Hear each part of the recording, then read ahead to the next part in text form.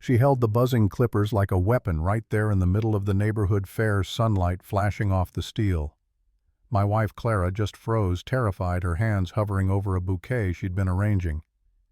"It's called discipline," Patricia said, that smug HOA smile never leaving her face.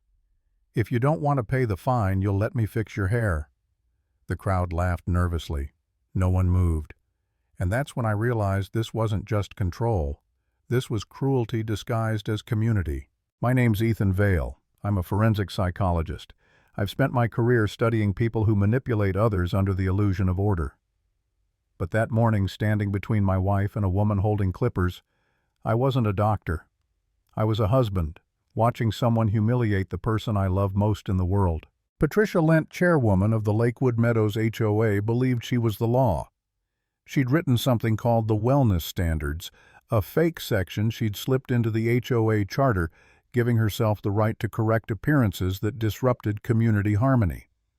What it really meant was that she could judge anyone she didn't like and hide behind policy. Clara had survived lymphoma 8 months earlier. Every inch of that new hair was proof she'd beaten death. But to Patricia it was an eyesore. She told us our family was lowering property values. When I stepped in and told her she had no right, Patricia just smiled. "You signed the bylaws, doctor. You don't get to threaten the board." I remember saying quietly, "Then maybe you shouldn't have forged half of them." That was the first time I saw her mask slip. Later, the HOA newsletter landed on every doorstep. Patricia's words printed in cursive. "We must protect the dignity of Lakewood Meadows, even when personal vanity challenges order." She didn't name Clara, but she didn't have to. Everyone knew. By noon, neighbors were avoiding eye contact. That silence, it was worse than the humiliation. It meant everyone agreed enough to stay quiet. I sat beside Clara as she hid inside, blinds closed, trying not to cry. "It's not the hair," she whispered. "It's the way she looked at me, like I was unfinished." That broke something in me. So I went looking for proof. The HOA office smelled like lemon cleaner and fear. I asked to see the meeting minutes, and the receptionist looked like I'd asked to open Pandora's box.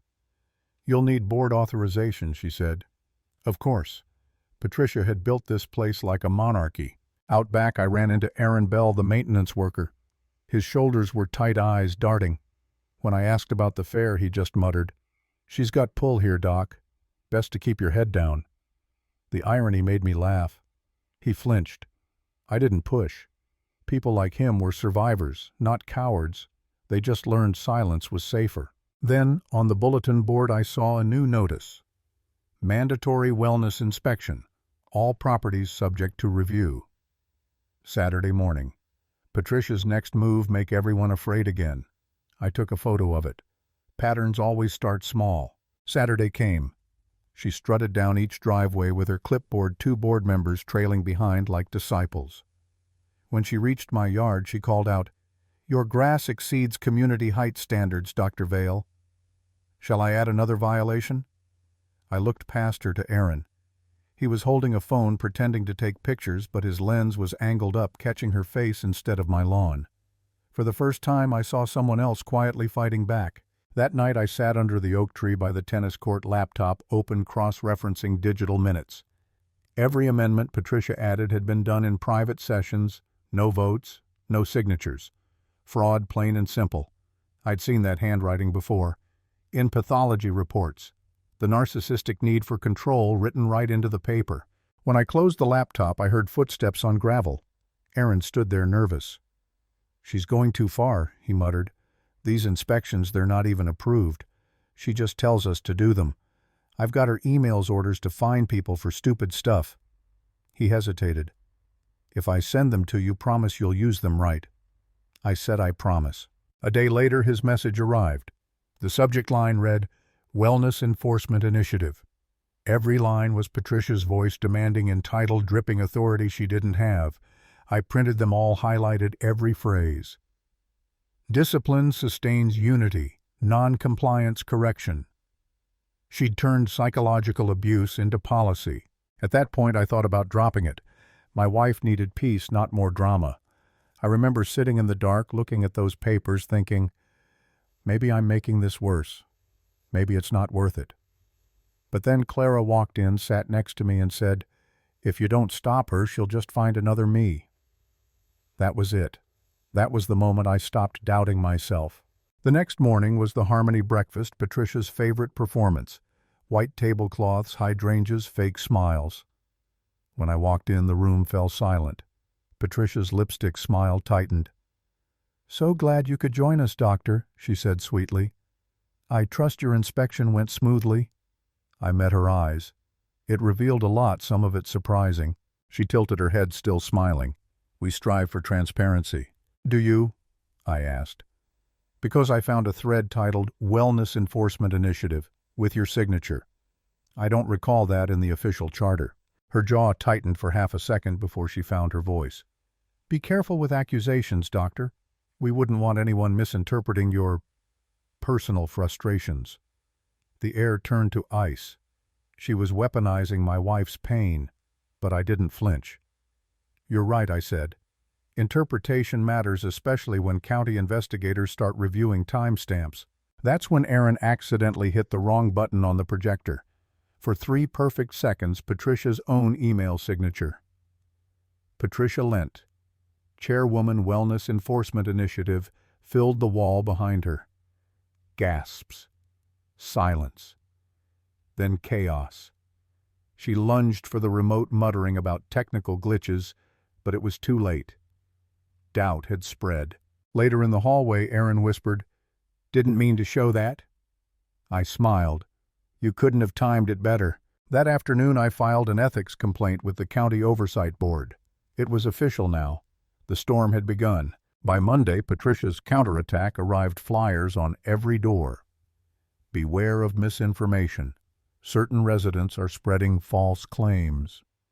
She didn't need to print my name. Everyone knew. Clara handed me one, her hand shaking. She's isolating you, she said. She's isolating everyone, I replied. I met with a local reporter, Dana Myers. She'd taken down corrupt school boards before. This kind of rot was her specialty. She read the emails and said, This isn't just unethical, it's criminal impersonation of authority. I said, Then let's make it public. Dana agreed, but when this goes live, she'll try to burn you first.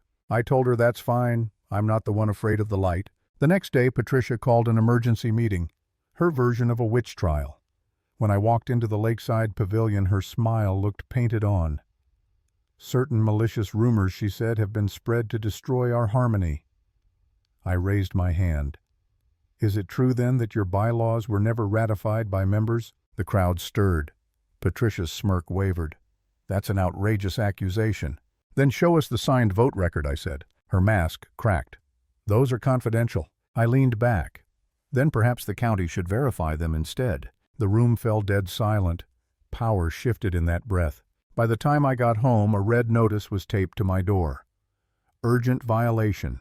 Hostile conduct toward board authority. Below a line demanded I appear before the Compliance Review Committee. That committee didn't exist. Patricia had made it up overnight. Clara stared at it, then at me.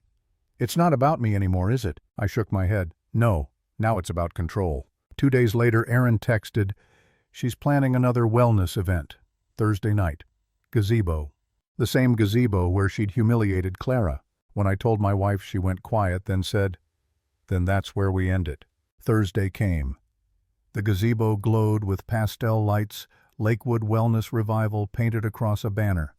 Patricia stood at the mic, perfect posture, fake compassion dripping from every word. Our neighborhood thrives when we look our best, she said. Even those who've struggled with appearance standards have a choice to comply or to corrupt. That was the last straw. I stepped forward. Is that what you call healing Patricia public humiliation as therapy? The crowd murmured. Cameras lifted. You're disrupting an official event, she snapped. Official, I said.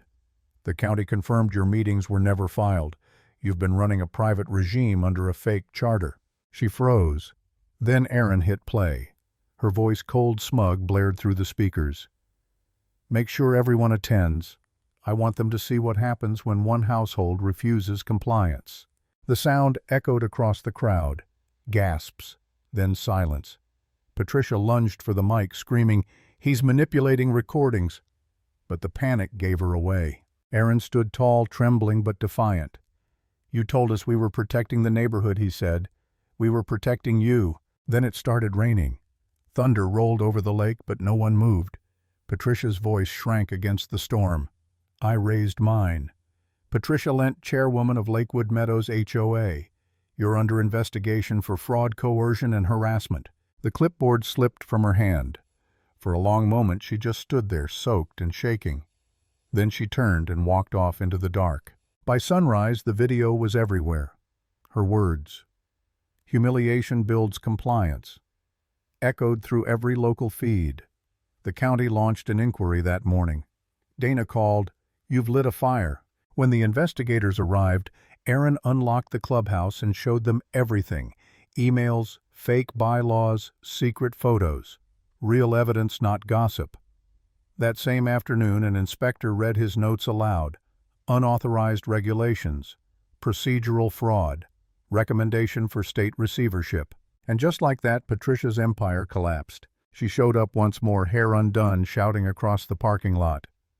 "You think this ends me?" she screamed. "You think one story can erase order?" The inspector didn't even raise his voice. "Miss Lent, please return to your residence. You are under formal notice." For the first time she went quiet. Then she got in her car and drove away. No applause, no victory music, just rain and the sound of her tires fading down the street. They dissolved the HOA a week later. Neighbors finally talked again. People laughed on their porches. The gazebo where she'd humiliated Clara was repainted. Someone planted lavender where the clippers had once buzzed. I stood there listening to the crickets, the faint hum of life returning. And as the night settled over Lakewood Meadows, I realized something I'd been too angry to see. Before control doesn't die when you fight it. It dies when people stop being afraid to speak. Because silence is what keeps tyrants standing. And the moment you break it, they fall.